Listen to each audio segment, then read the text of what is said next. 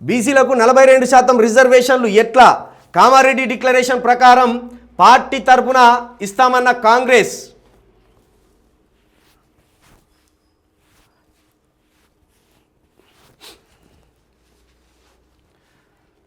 Kamareddy declaration ప్రకారం party తరపున ఇస్తామన్న కాంగ్రెస్. ఇప్పటికే అసెంబ్లీలో ప్రకటించిన సీఎం రేవంత్ మిగిలిన పార్టీలు ఇవ్వాలని సవాల్. ఏం చేద్దామని బీఆర్ఎస్ మల్లగుల్లలు. ఇంకా నిర్ణయం వెల్లడించని బీజేపీ. నేడు ఉన్నతాధికారులతో సీఎం రేవంత్ రెడ్డి భేటీ. స్థానిక ఎన్నికలపై రానున్న క్లారిటీ. నేడు ఉన్నతాధికారులతో CM meeting. BC dedicated commission report అందించిన నేపథ్యంలో కమాండ్ కంట్రోల్ సెంటర్లో సీఎం రేవంత్ రెడ్డి బుధవారం ఉదయం 11:30 గంటలకు పంచాయతీరాజ్ గ్రామీణాభివృద్ధి శాఖ మంత్రి సీతక్క, సిఎస్ శాంతకుమారి, ఇతర ఉన్నత అధికారులతో సమావేశం కానున్నారు. ప్రధానంగా పంచాయతీ ఎన్నికల్లో బీసీ రిజర్వేషన్లు, ఎన్నికల ఏర్పాట్లపై చర్చించనున్నట్టు తెలిసింది. ఈ భేటీ అనంతరం రిజర్వేషన్లతో పాటు సర్పంచ్, ఎంపీటీసీ, జెడ్పీటీసీ ఎన్నికలను ఏ విడతల్లో నిర్వహించాలనే విషయంలోనూ క్లారిటీ వస్తుందని భావిస్తున్నారు. మొత్తానికి ఇప్పుడు బీసీ డిక్లరేషన్, బీసీలకు 42% వాటా అనేది ఏదైతే ఉందో అది ఇప్పుడు ఇది అన్ని పార్టీలకు ఓ మెడ మీద కత్తిలాగా అయిపోయింది.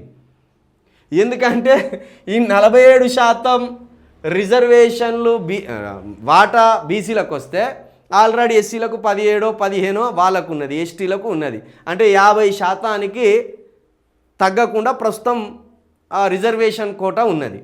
దీన్నే 42% పెంచితే ఇది ఎస్సీలది, ఎస్టీలది కలిపి అవి 2 కలిపి అవి కూడా 23% అవుతాయి.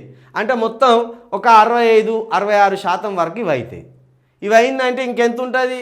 ఇంకా 33 ఎంతో ఉంటుంది. అంటే 33% జనరల్. ఆ జనరల్లో మళ్ళీ బలమైన అభ్యర్థులు ఎస్సీలు ఉంటే కొట్లాడచ్చు, బీసీలు ఉంటే కొట్లాడచ్చు, మళ్ళీ ఓసీలు కూడా దాంట్లో కొట్లాడచ్చు. అంటే గ్రామాలలో ఓసీలకు పట్టుపోతుంది ఇక ఓ విధంగా. ఇక ఆ భయం పడ్డది ఇప్పుడు అన్ని పార్టీలకు. చలో పార్టీలను శాసించేది ఓసీలు, పార్టీలను శాసించేది ఓసీలు. ఇన్ని రోజులు మనం రాజకీయం గురించి ఆలోచించలేదు కాబట్టి రాజకీయం గురించి తెలుస్తలేదు. రాజకీయం గురించి ఆలోచించి రాజకీయాలు చేయాలి, అది పవర్ పాలిటిక్స్ చేయాలన్నప్పుడు ఈ లెక్కలు తెలుసుకోవాలి మనం. 42% బీసీలకే పోయిందంటే గ్రామాలలో సర్పంచులు, ఎంపీటీసీలు, జెడ్పీటీసీలు ఇవన్నీ వాళ్ళ చేతుల్లోకి వస్తాయి. ఆటోమేటిక్గా గ్రామ పంచాయతీలు, జెడ్పీటీసీలు, ఎంపీటీసీలు వచ్చినాయంటే ఇవి భవిష్యత్తులో ఎమ్మెల్యేల కాడికి వస్తుంది ఈ పరిస్థితి. అప్పుడు వచ్చినప్పుడు ఓసీల ప్రాధాన్యం తగ్గిపోతుంది, ఓసీల చేతుల్లో ఉన్న పవర్ పోతుంది. ఆ ఉద్దేశంతో పార్టీలు ఇప్పుడు పెద్ద తలనొప్పిగా మారినాయి. ఇప్పుడు కాంగ్రెస్ ఇస్తుందా ఇయ్యదా అని బీఆర్ఎస్ చూస్తుంది. బీఆర్ఎస్ మరి భయానికి అధికారంలో లేదు, అధికారం చేజిక్కించుకోవాలి రానున్న రోజుల్లో అని ముందు బీఆర్ఎస్ఏ ఇస్తుందా అని కాంగ్రెస్కు టెన్షన్. ఇట్లా ఇప్పుడు రేవంత్ రెడ్డికే ఇదే హెడేక్ అయిపోయింది, ఇది బీఆర్ఎస్ కూడా టెన్షన్ అయిపోయింది. ఇక బీజేపీ మేము ఎట్లయినా బీసీ కార్డే వాడుతున్నాం కదా, బీసీ కార్డుతోటే మేము ఎన్నికలకు పోతున్నాం కదా, బీసీలకు మేము మతశిక్ష ఎక్కించుకుంటూ పోతున్నాం కదా అని అది గోడ మీద నక్కలాగా అది ఎదురు చూస్తున్నది. కాబట్టి ఇప్పుడు బీసీ నినాదం అనే కంటే బీసీలకు రావాల్సిన వాటా అనేది అన్ని పార్టీలకు ఒక మెడ మీద కత్తిలాగా వేలాడుతున్నది. అది ఇవ్వకపోతే ఏమవుతుంది, ఇస్తే ఏమవుతుంది అనే భయాందోళనలో అన్ని పార్టీలు ఉన్నాయి. అయితే దీనికి ముందడుగు ఖచ్చితంగా అధికారంలో ఉన్న రేవంత్ రెడ్డి గారే వేయాలి. ఎందుకంటే బీసీలకు సంబంధించి కామారెడ్డి డిక్లరేషన్ చేసింది నువ్వే. 42% రిజర్వేషన్లు, 42% వాటా బీసీలకు ఇస్తామని కామారెడ్డిలో డిక్లరేషన్ చేసిండు. కాబట్టి మీరు ఇది 42% డిక్లరేషన్ మీరు చేసి చూపెడితే ఆటోమేటిక్గా బీఆర్ఎస్ కూడా సచ్చుకుంటూ ఇస్తుంది, ఆటోమేటిక్గా బీజేపీ కూడా సచ్చుకుంటూ ఇస్తుంది. మీరు చేయకుండా బీఆర్ఎస్ చేయాలని సవాల్ ఎట్లా విసురుతావు?